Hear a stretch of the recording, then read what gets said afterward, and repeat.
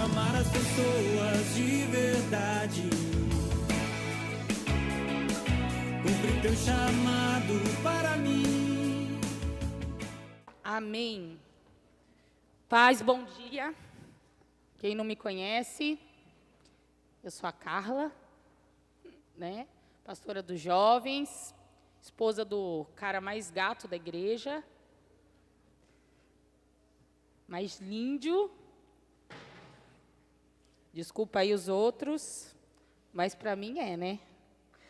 Amém. E a gente, o tema desse imerso, né?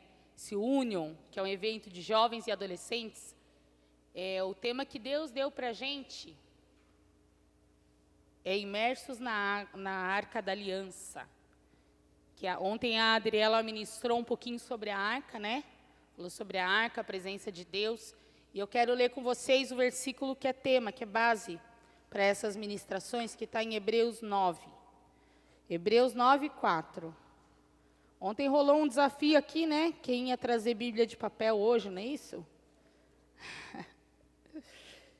Ufa, quase que eu trouxe a do celular, hein? Cadeira, é bênção a do celular também, não tem problema. É um propósito específico para esse evento, né? Amém? Hebreus 9, 4. Quem pode ler bem alto? Eu vim até aqui para baixo para a gente fazer um bate-papo essa manhã, tá bom? Hebreus 9, 4.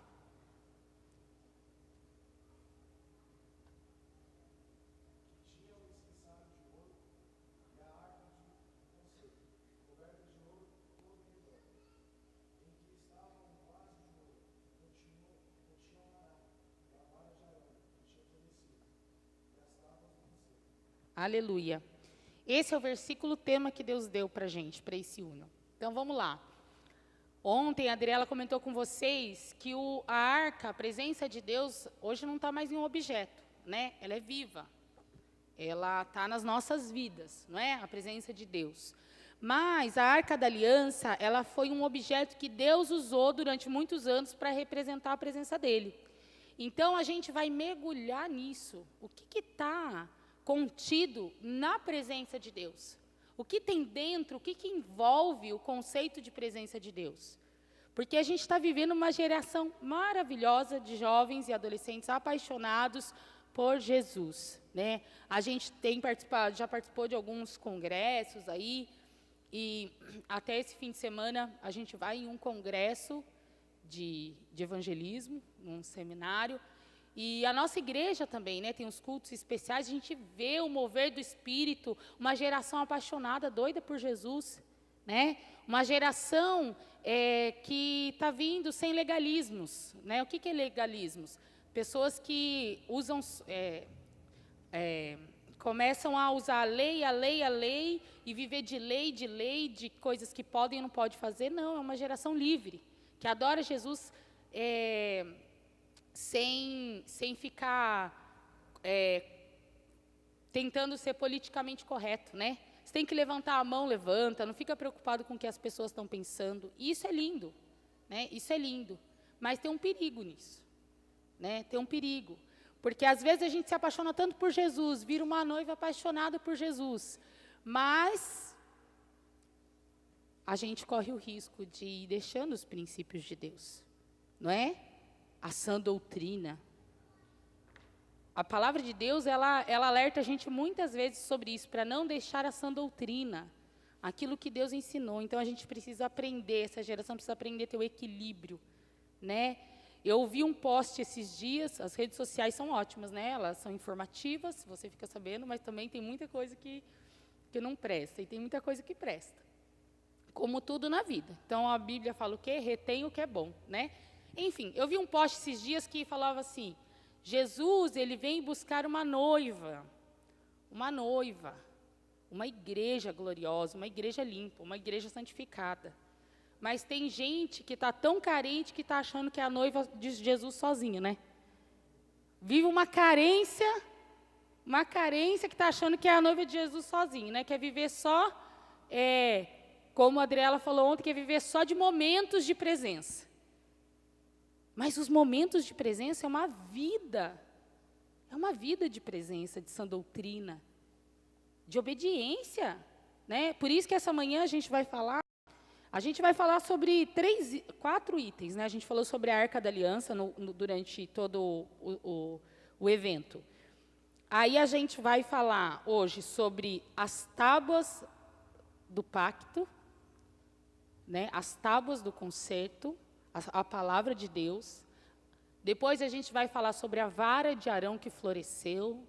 Arão era da tribo de Levi. A gente vai falar um pouco sobre adoração a Jesus. E depois a gente vai falar sobre o maná, o vaso de ouro com maná. O que era o maná? Era provisão de Deus, né? Era Deus provendo. E a Bíblia fala que nem só de pão viverá o homem, mas de toda palavra que vem da boca do Senhor. Então, a gente vai falar um pouco sobre o profético, sobre as profecias, sobre as palavras liberadas para o povo de Deus. Então, a gente vai ser imerso na Arca da Aliança. A gente vai entrar na Arca da Aliança e como Deus deixou a Arca como símbolo da presença dEle, como um modelo da presença dEle, a gente vai entender o que envolve a presença de Deus, que é muito mais do que momentos que a gente passa dentro da igreja. Vai muito além. A presença de Deus é muito maior do que a gente imagina. Vocês acreditam nisso? Amém? Glória a Deus. Então a gente está vivendo essa juventude, esse momento de uma juventude adoradora, apaixonada por Jesus. Imagina, vocês assim, eu vejo as gerações como vão passando, vão mudando, né?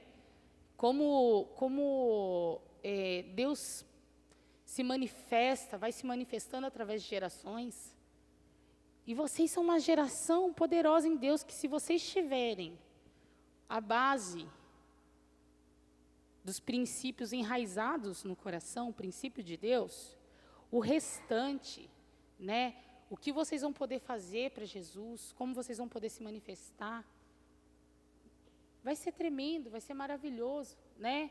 É uma geração cheia de Deus. As gerações têm vindo assim. Esses dias a minha filha estava no carro, tem 7 anos, me perguntando de política. Com 7 anos, eu não pensava nem quem ia ser o presidente na minha época, eu queria brincar na rua. A informação está chegando, a informação está aí, a internet está aí, a informação chega, as coisas chegam, e eles estão sabendo, e vocês estão sabendo, vocês são uma geração muito mais informada do que a nossa, né? Na minha época, não tinha computador, quando eu era adolescente. Foi quando eu cheguei na juventude que a gente tinha como que era o nome que a gente conversava? Isso daí. E Orkut, que era o que a gente tinha. Faz tempo, né? Hã? Como? Ah, você é mais velho que eu não lembro. Esse eu não lembro. Aí ficava aquele barulhinho. Isso eu lembro. O primeiro computador que eu usei foi na faculdade e ficava aquele... baixando lá a internet, um ruído. Aí 2 horas depois, eu lembro que eu não sabia dar o enter. Aí um dia eu fiquei, gente, como que eu vou para baixo? Como que eu vou para baixo? Aí tinha alguém do meu lado, aí a pessoa, aí você aperta esse, não sabia para que servia o enter. Faz parte, né? Eu estava na faculdade quando isso aconteceu. Bonito. Na nossa época não tinha, gente. Hoje em dia, se você mostra para a criança o telefone com fio, a criança fala, o que é isso? O que é isso? Eles não sabem, não é? É outra geração, a informação está chegando. As coisas estão acontecendo. Imagina, estando de informação, se a gente tiver o princípio de Deus bem estabelecido no nosso coração, o que a gente não pode fazer, gente? Onde a gente não pode chegar, o que a gente não pode alcançar, né? Jesus é bom. Mas vamos lá, vamos falar um pouquinho das tábuas do testemunho. Em Êxodo 19, eu vou ler aqui, tá? Eu vou ler alguns textos que eu separei bastante palavras. Êxodo 19, 10 fala assim, disse mais o Senhor a Moisés, vai ao povo, santifica-os hoje e amanhã. Lavem eles os seus vestidos e estejam prontos para o 3º dia. Porquanto o 3º dia descerá o Senhor diante dos olhos de todo o povo, e o povo sobre o monte Sinai. Também marcarás limites ao povo em redor, dizendo, guardai-vos, não subais ao monte, nem toqueis em seu termo, todo aquele que tocar no monte será morto. Isso daí é a palavra de Deus, tá? Aí no 19 e 16 fala assim, ao terceiro dia, ao amanhecer, houve trovões, relâmpagos e uma nuvem espessa sobre o monte. E ouviu-se um sonido de buzina muito forte, de maneira que todo o povo que estava no arraial estremeceu. Isso é a presença de Deus. Deixa eu contextualizar vocês. Deus estava se apresentando ao povo no Monte Sinai. Deus trouxe a presença dele. E a gente acha assim, ai, a presença de Deus. Gente, tem muita gente vivendo emoção e não presença de Deus. Porque a nossa alma, ela é doidinha para ir para as coisas emocionais, para os sentimentos. A presença de Deus é poderosa, a gente não tem noção o que é a presença de Deus. Havia relâmpagos, trovões. Ele é o Deus criador dos céus e da terra. Vocês têm ideia do poder e da autoridade de Deus? É o Deus que mandou fogo sobre o holocausto que Elias estava fazendo, que Elias tinha jogado água em cima. Em 1 segundo, ele queimou tudo. Deus é Deus poderoso. Ele é poderoso, a gente não tem noção do poder de Deus. Ele é Pai, Ele é amoroso, mas a presença dEle. Todos os homens da Bíblia, quando fala que Deus se apresentou de alguma forma, o que eles fazem? Caem com o rosto em terra. De temor. A gente precisa aprender a ter temor da presença de Deus, temor de Deus. Ter respeito. Ele é nosso Pai, Ele é nosso amigo amoroso, mas Ele é poderoso, né? E aí continua no 17, Moisés levou o povo para fora do arraial, ao encontro de Deus, puseram-se ao pé do monte. Nisso, todo o monte Sinai fumegava, imagina, pegava fogo, porque o Senhor descera sobre ele em fogo, e a fumaça subiu como uma fumaça de uma fornalha, e todo o monte tremia fortemente, e crescendo o sonido da buzina, cada vez mais Moisés falava, e Deus lhe respondia por uma voz. E tendo o Senhor descido sobre o monte Sinai, sobre o cume do monte, chamou Moisés ao cume do monte, e Moisés subiu. E aí continua aí no capítulo 20, 21, 23, Deus começa a estabelecer princípios e mandamentos e falar, Moisés, diga ao povo que é para fazer assim, assim, assado. Moisés, diga ao povo que é para fazer dessa forma. Diga ao povo que é para agir assim. Diga ao povo que é assim que é para fazer. E ele começa a estabelecer os mandamentos dele. Começa a estabelecer os mandamentos. E aí lá em Êxodo 31, no 18, e deu a Moisés, quando acabou de falar com ele no Monte Sinai, as 2 tábuas do testemunho, tábuas de pedra, escritas pelo dedo de Deus. Amém. Depois vocês leem em casa os textos todos, né, que são longos. Eu vou contar um pouquinho da história para vocês. Obrigada, Vinícius. Aí o que aconteceu? Resumindo, Deus deu 2 tábuas, que é as tábuas que a gente fala, que está lá em Hebreus dizendo que ficaram na arca. Deus deu as 2 tábuas. Quando Moisés estava lá no monte, o povo, com Deus, o povo começou, eles resolveram que estavam sozinhos, porque Moisés já estava lá há um tempo, e resolveram fazer um Deus para eles adorarem. As pessoas estão buscando deuses para adorar, coisas para adorar, coisas a que se recorrer na hora do desespero. Isso até hoje, e naquela época não era diferente. Aí eles fizeram o quê? Pegaram todas as joias, derreteram e fizeram uma imagem e começaram a adorar essa imagem. E aí, em Êxodo, deixa eu ver, capítulo 32, no versículo 15, antes disso, Deus avisa Moisés, né, que eles estavam fazendo, o que eles estavam fazendo, e aí no versículo 15, Êxodo 32, 15, pode abrir aí. Alguém lê para mim? Bem altão, por favor.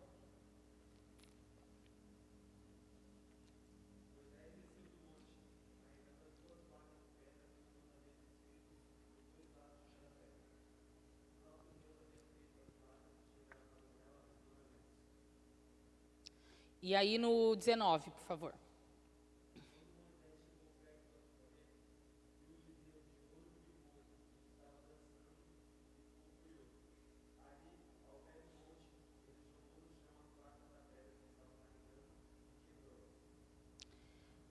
Moisés perdeu a paciência, pegou as duas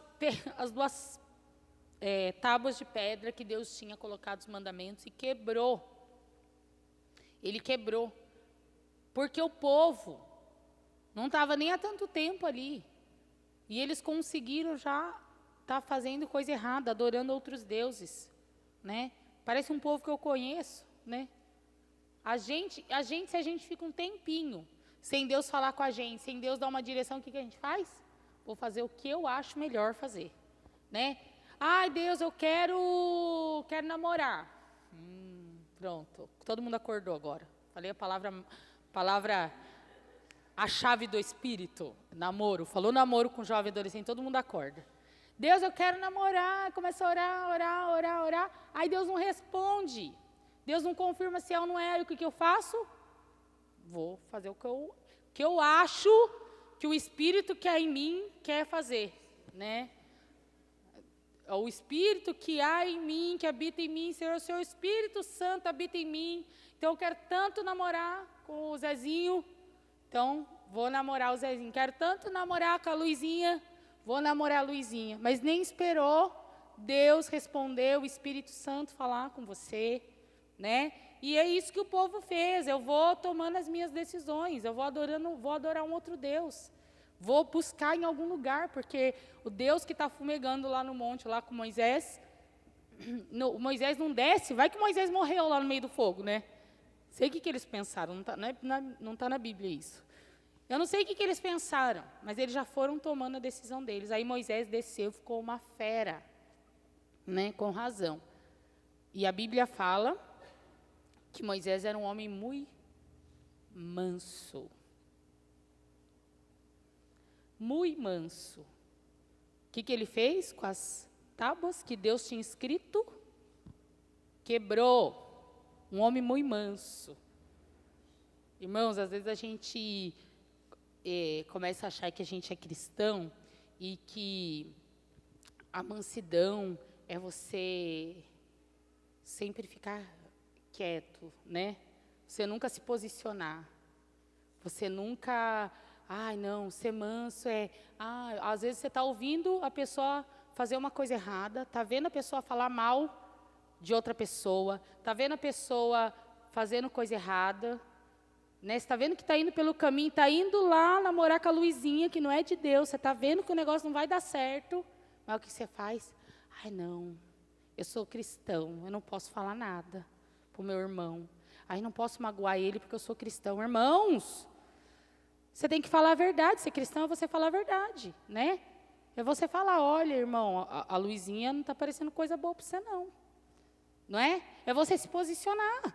Eu me posiciono pela palavra de Deus. Né? O que você está fazendo, irmão, não vai fazer bem para você. Então, Moisés, ele se posicionou e foi lá e quebrou a tábua. Belezinha. Mas aí, a grande chave disso daqui é o seguinte. Será que para Deus era importante as tábuas? Deus é Deus, certo? Ele tinha dado os mandamentos. Ele podia falar assim, beleza, Moisés, você quebrou? Vão ficar sem as tábuas agora, vocês vão ter que lembrar os mandamentos aí de cabeça, né?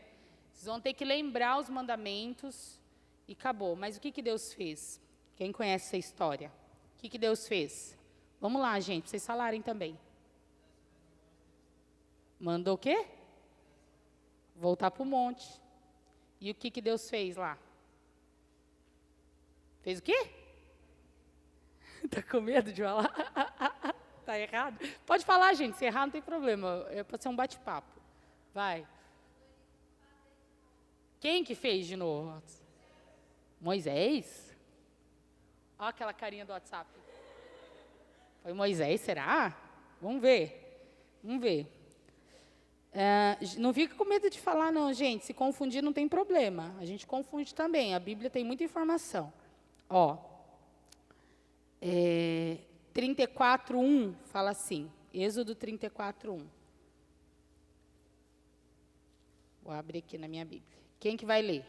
Bem altão.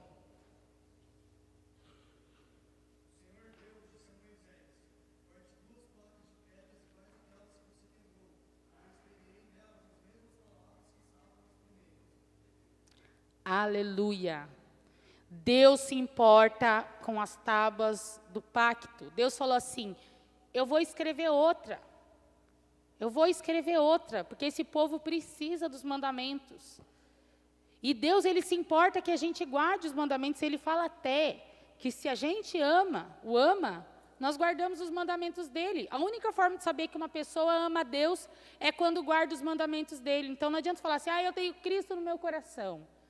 Porque se você não guarda os mandamentos de Deus, você não ama a Deus. Isso é bíblico, não estou inventando. Entende? E aí, lá em Mateus, vamos abrir lá em Mateus? Vamos ver o que Jesus fala sobre as leis.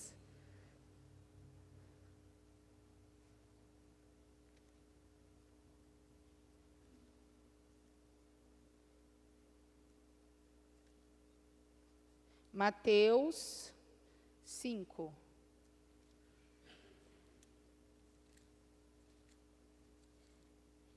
Mateus 5:17.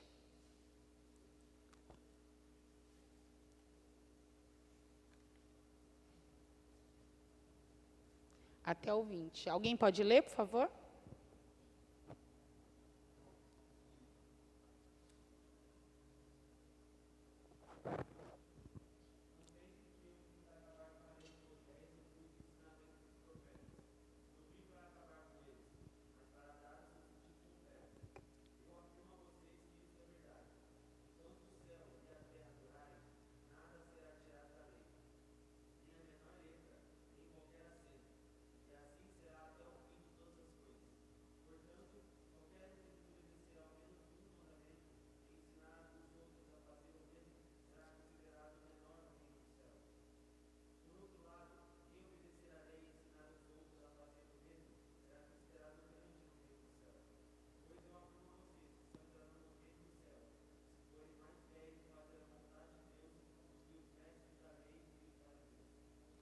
Amém. Então, Deus é um Deus de lei. Deus é um Deus que estabelece formas com que nós devemos viver, né? E a gente tem que ter um entendimento dessa lei através de quem? Quem que ajuda a gente a entender a lei? O Espírito Santo. Porque a Bíblia fala o quê? Que a letra mata, mas o Espírito vivifica. Então, qual é o problema dos fariseus que a Bíblia cita? Eles se tornaram legalistas, que foi o que eu falei no início. Tudo é a lei. Porque na lei está escrito, Jesus, no sábado, Jesus estava curando no sábado.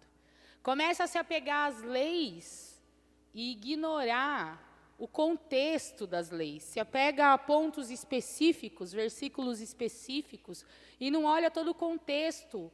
Para a gente conhecer a Deus, a gente tem que olhar o contexto inteiro da Bíblia. Tudo que Deus fala, para a gente entender como Deus pensa, a gente tem que olhar o contexto inteiro.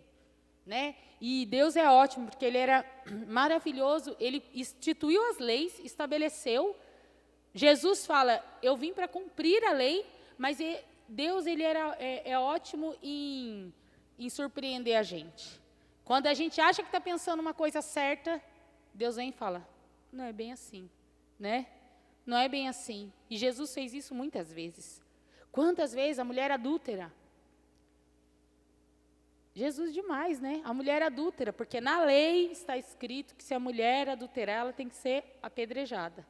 O que Jesus fala? Quem não tem pecado, atire a primeira pedra. Ele cumpriu a lei. Ele não desobedeceu a lei quando ele fala isso. Ele só coloca mais uma condição. Quem não tem pecado, atire a primeira pedra. Olha só. Entende? Deus, ele é maravilhoso.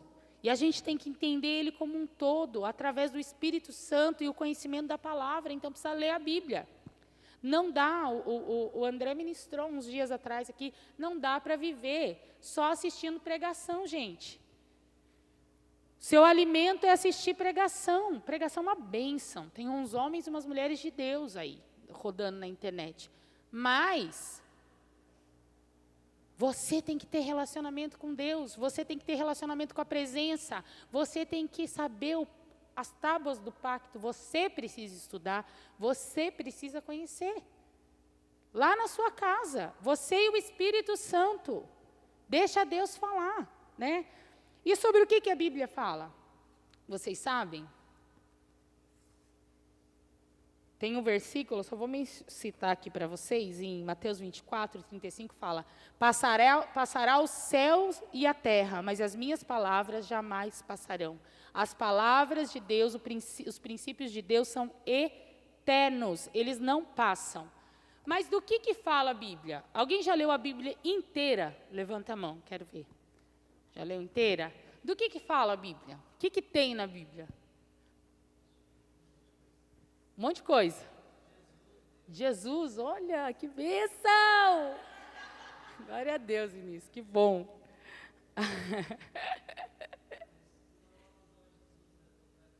É verdade. Desde o início fala de Jesus, né, Vinícius?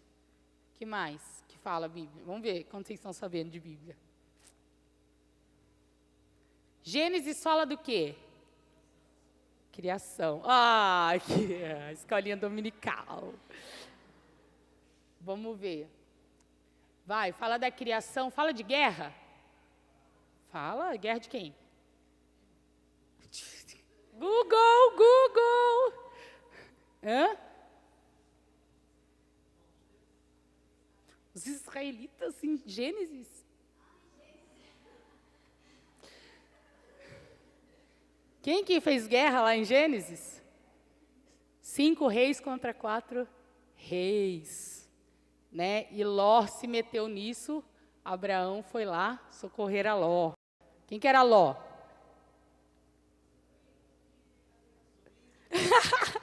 Tá dando problema aqui, ó. Um acha que é uma... Vai começar a dar briga de casal. Vamos lá, Êxodo. Êxodo fala do quê? Moisés tirando o povo do Egito. Tchim. Escolinha dominical, eu amo o mundo ágape. Tudo que mais? Das leis. Vamos lá. E Josué, isso é fácil. Conquista da terra prometida. Óbvio. Conquista da prometida. Senhor, vou ler Josué. Confirmação, né, Jonathan? Amém. E cantares? Cantares, fala do quê? As meninas amam cantares. É romântico. É super romântico. Gente, a Bíblia tem muito assunto. Tem história de amor na Bíblia? Tem. De quem? Ruth? Ah, é verdade. Ó. Da Ruth e da Esther, de quem? Ruth. Com quem que Ruth casou? Com... Boaz. Como que era o nome da sogra de Ruth? Noemi. Muito bem. E não, só essa história de amor que vocês lembram? E de Isaac e Rebeca, gente, história mais linda da Bíblia, de amor. É linda a história de Isaac e Rebeca. Eu, quando era moça, eu li umas 20 vezes, que eu achava que era livro de romance. Amém. A Bíblia fala de tudo. A Bíblia tem informação de tudo. Amanhã é um dia importante. Amanhã é dia do quê? Eleição. A Bíblia fala de não briguem. Eleição, ninguém briga. Respira, cada um tem seu candidato. Presta atenção. A Bíblia fala de política? Muito. Ah, e crente pode falar de política? Deve. Muito bom. Geração poderosa. Quem que falou deve? Você vota já, né? Aí, ó, tá vendo? Tem um monte de gente falando de política que nem vota, mas eu acho bom que vocês vão amadurecendo. Eu sabia, eu suspeitava. Deve, não importa. Minha filha de 7 anos estava perguntando. Por quê? Porque Deus fala, né? Tem os reis que são mencionados. A Bíblia fala que Deus estabelece reis. O reinado é uma forma de governo, né? A monarquia, que era a forma de governo na época quando foi escrito isso. Jesus uma vez foi questionado sobre os impostos. Pedro, né? Tinha que ser Pedro. Pedro estava doido para fazer uma revolução política. Aí daí Jesus veio e falou, não, Pedro, não é essa que você vai fazer, você vai fazer outra revolução. Mas aí Pedro fala assim, Jesus, né, eu devo dar impostos? Jesus falou assim, Pedro, ai Jesus, gente, por isso que eu amo Jesus, olha que inteligência. Jesus vira para ele e fala, Pedro, que desenho tem aí nessa moeda que você está segurando? Aí ele fala, de César. E aí Jesus fala, dai a César o que é de César e a Deus o que é de Deus. Então, a gente tem, quando Jesus fala isso que eu entendo, nós temos que cumprir, sim, o nosso papel social, cidadão, político, né? A gente tem que cumprir, sim. Né? E, acima de tudo, a gente tem que orar, porque a Bíblia fala, orai pelos vossos governantes, levantai mãos santas onde vocês estiverem. Então, tem que orar, tem que profetizar pelo nosso país, tem que vir no tabernáculo ajoelhar, e não orar só pelo seu prometido e pela sua prometida. Começar a orar por esse país, filho, porque não adianta, viu? Não adianta ficar orando só pelo prometido e prometido e não orar pela nação, não, porque os seus filhinhos vão habitar nessa nação, né? Aí vão habitar tudo nessa nação. Se tiver uma nação destruída, pobrezinho dos seus filhinhos. Não é assim? Então, começa a orar desde já. Você quer ter uma família? Você pensa que a tua nação tem que estar sarada de toda a corrupção, de toda mentira, de tudo que está acontecendo aí, né? Então, ora pelos governantes, independente de quem sejam, né? Tem que orar a Deus, aquilo que não é do Senhor, o Senhor tira, né? Que o Senhor estabeleça o seu governo nesse lugar, nesse país. Amém? Então, a Bíblia fala sobre tudo isso. Ó, a Bíblia está dividida, informações técnicas, na lei, são 5 livros da lei. Quais são? Pentateuco. Gênesis, Êxodo, Levítico, Números, Deuteronômio. Acabou. 5 livros da lei. Tem 5 livros de poesia, poéticos, chamados livros poéticos. Quais são?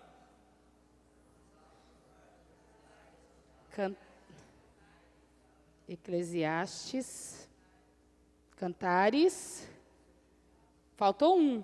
Tem um que vocês não acreditam que é poético. Jó. Muito bem. Jó é um livro poético, né? A poesia mais doída, dolorida, é de Jó. Então, Jó, Salmos, Provérbios, Eclesiastes e Cantares. Tem 12 livros de história. Vocês sabem? Quem fez a escola Gamaliel aí na igreja? Quais? Josué, que mais? Nossa, gente. Fez a lição, hein? Vocês fizeram a lição. Direitinho. Ó, então vamos lá. Josué, os 2 reis, Juízes, Crônicas, 2 crônicas, Ruth, Samuel, Esdras, Neemias e Esther. Livros de história, que contam a história do povo. Existem 5 profetas maiores. Isaías, Jeremias, Ezequiel, Daniel e Lamentações de Jeremias. E 12 livros de profetas menores. Quem lembra? Só nome fácil.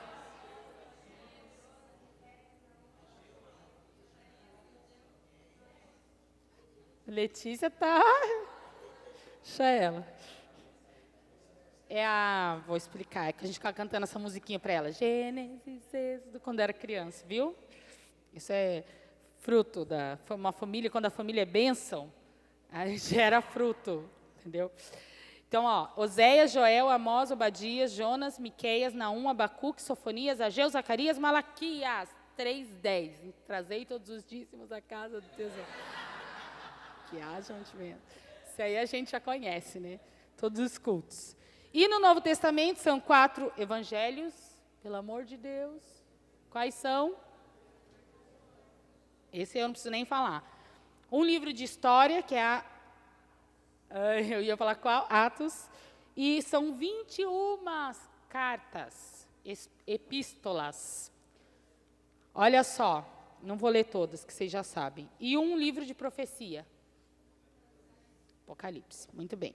A Bíblia Sagrada é composta por 66 livros, sendo 39 no Antigo Testamento e 27 no Novo Testamento. Estes livros foram escritos num período de 16 séculos. Quanto que dá isso? Quantos anos? 1.600 anos. A Bíblia foi escrita num período de 1.600 anos. Guarda isso. Vamos lá. E tiveram, sabe quantos escritores aproximadamente escreveram a Bíblia? 40. Então vamos lá. 40 pessoas diferentes, num contexto social diferente. Em época diferente, 1.600 anos, imagina, dos anos 80. Não, eu não nasci, dos anos 90, que eu sou mais nova do que isso, brincadeira. Dos anos 80, quando eu nasci, para cá já deu uma diferença gigante. Imagina 1.600 anos. Então, épocas diferentes, pessoas diferentes, culturas diferentes, locais diferentes. Sem WhatsApp, sem Facebook, sem Instagram, sem Twitter, sem blá, blá, blá, que eu não sei todas as redes que tem. Eles escreveram um livro que, se você ler ele inteiro, a impressão que dá é que foi escrito, tipo, em um mês. Por quê? O que foi escrito lá em Gênesis se encaixa com o que está lá em Hebreus. Como que pode um trem desse? Como que se explica isso? Como que é possível um negócio desse? Não é? Então, vamos ver como que é possível. 2 Timóteo 3, versículo 16.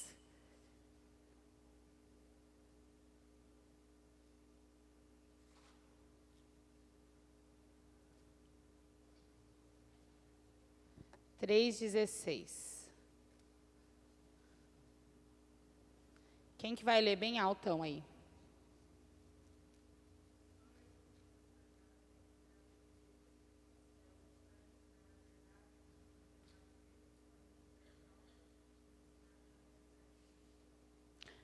Toda escritura sagrada é inspirada por Deus. Só pode ter sido Deus, gente.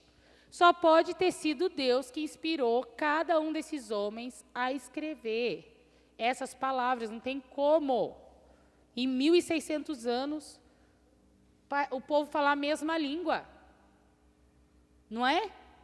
Você vai ler na Bíblia, chega uma hora que você fala assim, nem parece que foi pessoa diferente que escreveu, porque não foi. Foi o Espírito Santo que inspirou a Bíblia toda. Ela completa.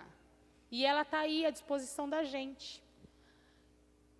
E ela fala de todos os assuntos. Ela tem resposta para tudo, gente. A Bíblia tem resposta para tudo. Tudo que você tiver dúvida na sua vida, tudo que você precisar, a Bíblia tem resposta. A palavra de Deus. É a manifestação de Deus. Compilado, né? Resumido. Tem muita informação sobre o reino dos céus aqui, a gente precisa se aprofundar. Mas aí, Satanás vem tentando colocar sobre as pessoas assim, que, não é tão de Deus assim, né? Às vezes usa a própria Bíblia para distorcer conceitos, esse mesmo de política, né, que eu estava falando para vocês. Sabe o que acontece? Muitas vezes a gente fica com essa sensação que cristão é quem nunca fala nada, quem nunca pensa nada. Você é cristão, então você tem que ser neutro em tudo na vida. E a Bíblia nunca falou isso para a gente. A gente não tem que ser neutro, né? A gente tem sim que ter pensamentos e opiniões coerentes com a palavra de Deus. Fato. Mas a palavra de Deus nunca foi neutra. Deus sempre falou, olha, se levantem, né? Se levantem em meu nome. E aí a gente fica assim, a sociedade vai colocando assim. Um exemplo é,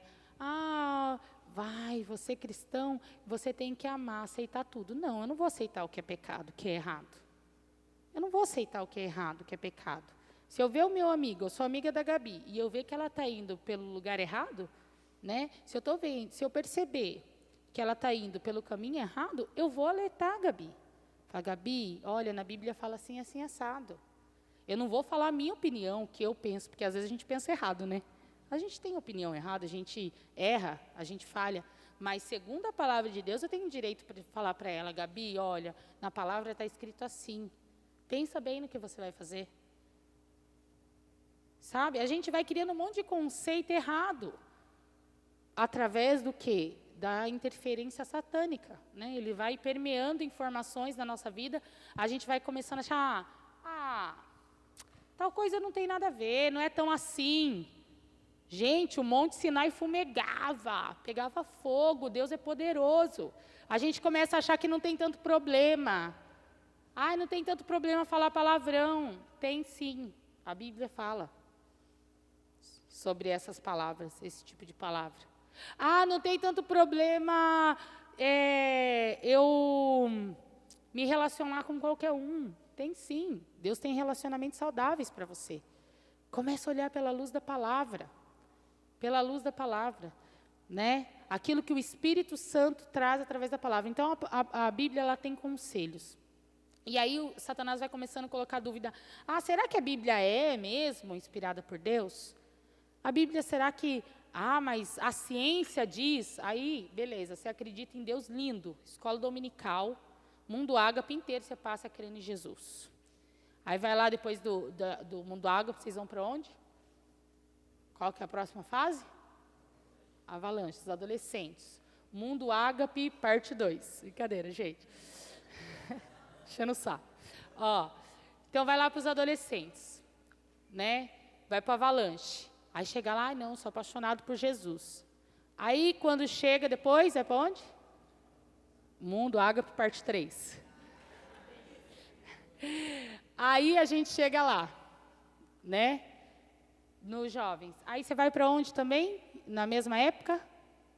Faculdade. Aí você começa, alguns, nem todos foram. Aí você começa a estudar, parte científica, né? Aí você começa a ver um monte de coisa que rebate os princípios que você está aprendendo. Não é? Imagina, criacionismo é um absurdo. Deus criou todas as coisas. É a teoria de Darwin, da evolução. Não é?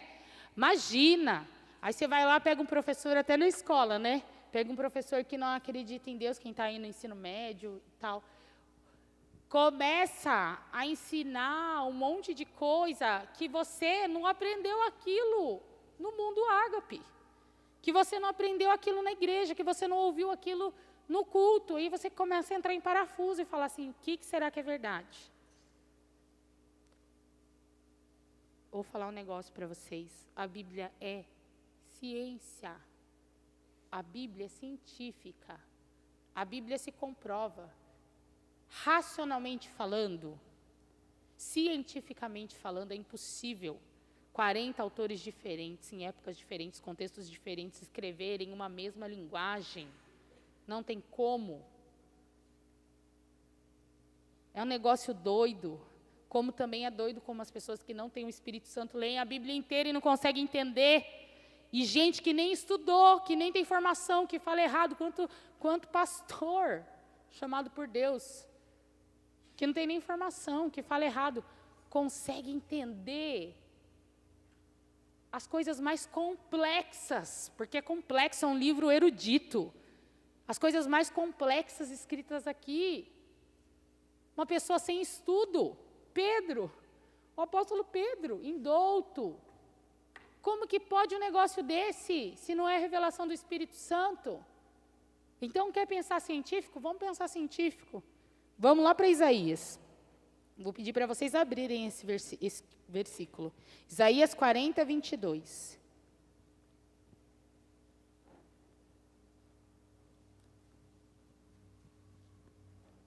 Se vocês tiverem dúvida aí no meio, vou pedir para vocês levantarem a mão, tá? Para perguntar. Isaías 40, 22. Alguém pode ler bem altão?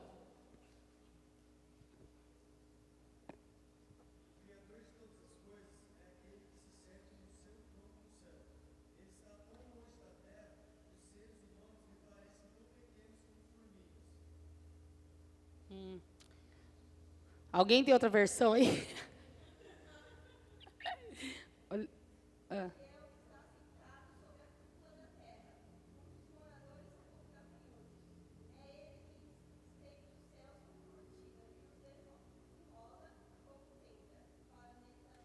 Amém.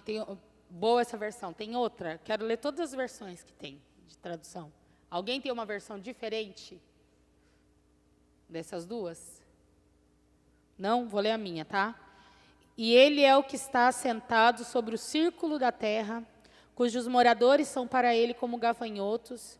É ele o que estende os céus como cortina e o desenrola como tenda para nela habitar. Tem mais alguma versão? Não? Presta atenção. A palavra hebraica para círculo ou cúpula da terra é uma palavra muito difícil que eu não vou saber falar. Sei lá. K-H-U-G. É isso aí, a palavra hebraica. Que também é encontrada em Provérbios 8, 27, onde em muitas versões bíblicas é traduzida como abóbada. Abóbada. Construção encurvada, arcada, é um termo de arquitetura.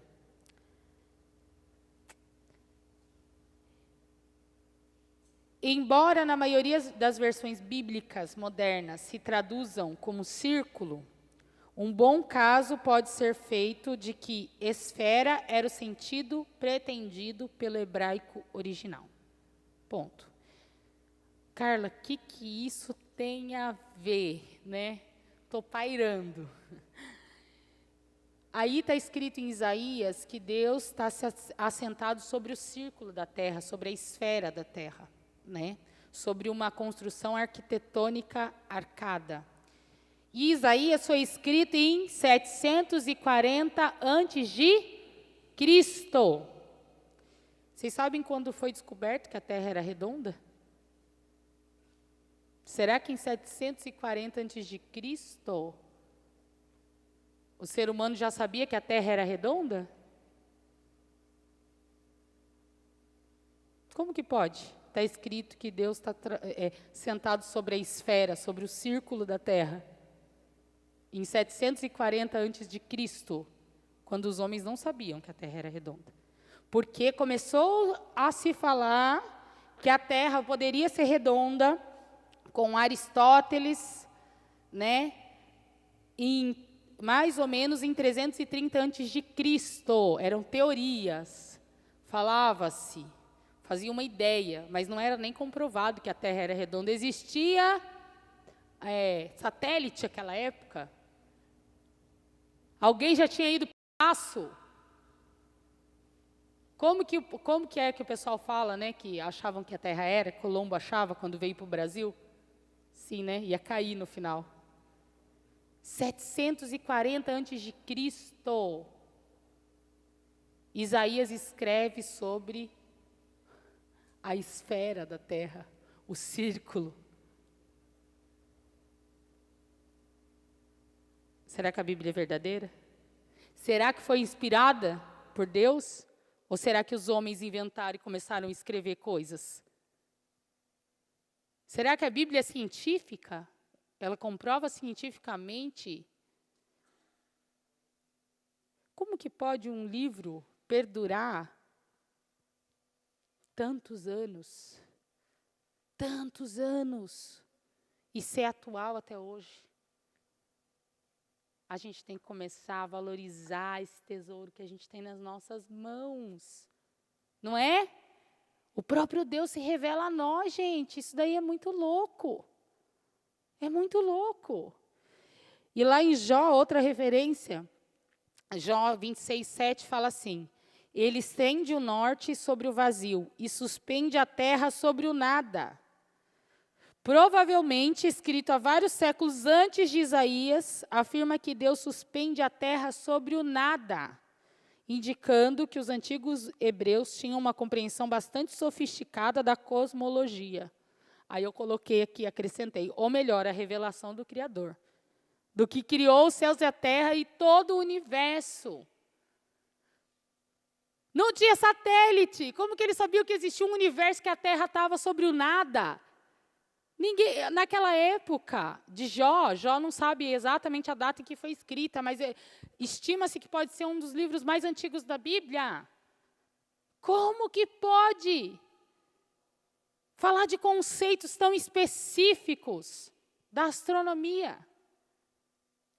Gente, esse é o nosso Deus. Você tem que querer se aprofundar nessa palavra, nas tábuas do pacto, conhecer, porque se essa geração for tão apaixonada por Jesus, pela presença dele, pela adoração, na mesma medida que for apaixonado pela palavra, pelos princípios, pelos decretos, meu Deus, não tem limite.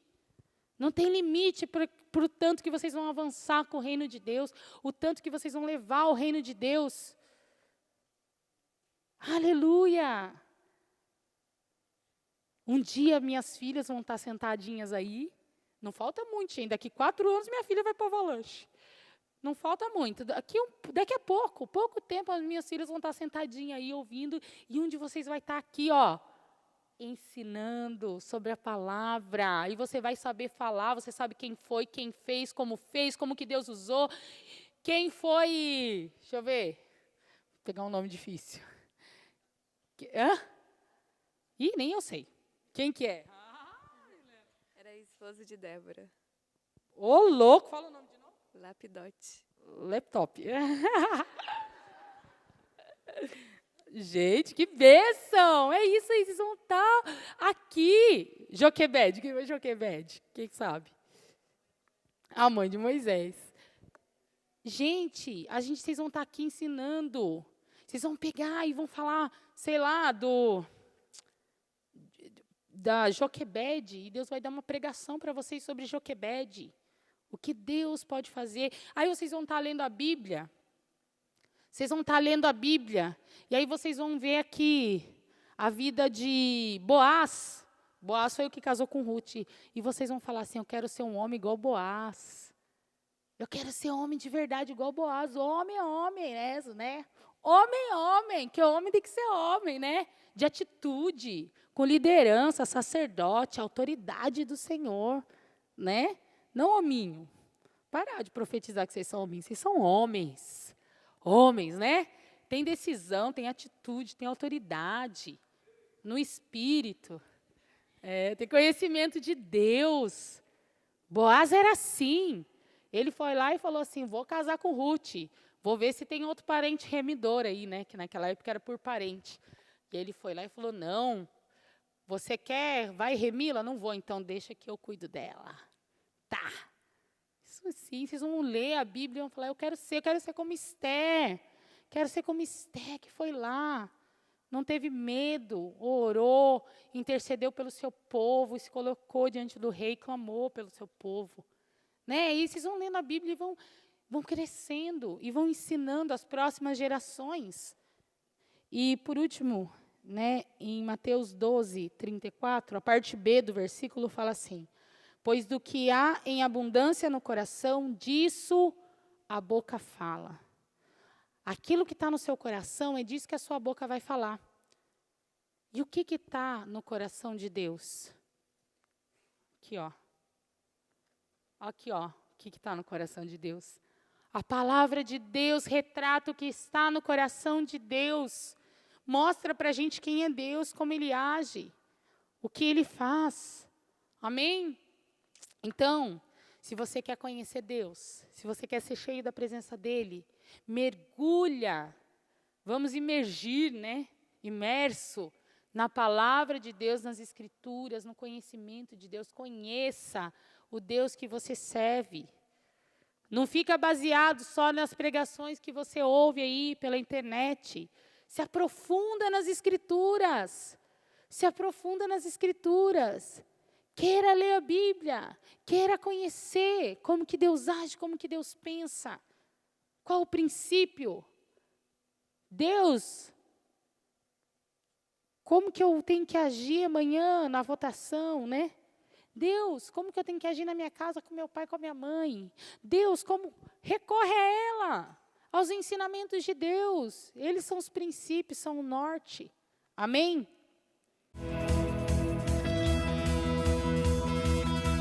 Quero amar as pessoas de verdade,